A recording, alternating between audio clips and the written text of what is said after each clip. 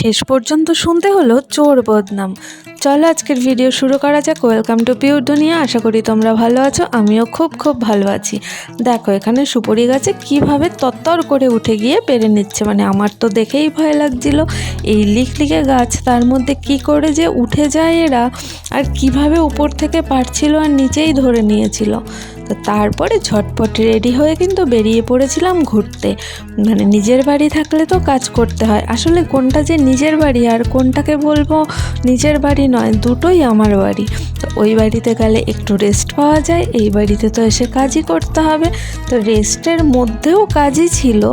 চলে গেছিলাম একটু বাজারে সকাল সকাল, তো নিয়ে এসেছিলাম মাংস, আর এদিকে দেখো সঙ্গে আবার মাছের বাজারও ঘুরে নিয়েছিলাম।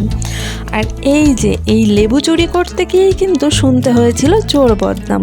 না মজা করছি, বৌদি বলছিল চুরি করে কেন নিয়ে যাচ্ছিস আমাদের বাড়ির লেবু।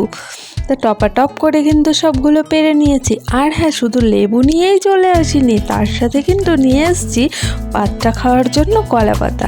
আর তোমরা কে কে পাত্তা ভালো খাও আর আমার থেকে পাত্তা করার রেসিপি জানতে চাও, পাত্তা বলছি বাঙাল ভাষায়, আসলে এটাকে যদি ঠিক করে বলি সেটা হলো মাছের পাতুরি বা মাংসের পাতুরি, যাই বলো। কলা পাতায় পাতুরির গন্ধ, ওফ, জাস্ট অসাধারণ। তো যে জানতে চাও এর রেসিপি আমাকে কমেন্ট করে অবশ্যই জানাবে।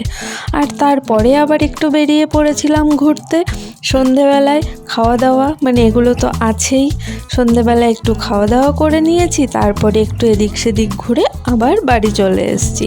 মানে তারপরে তো আবার ফিরেই আসতে হবে, তাই যেটুকু পেরেছি নিজের এলাকায় একটু ঘুরে নিয়েছি। অনেক দিন পরে অনেক স্মৃতি মনে করে নিয়েছি।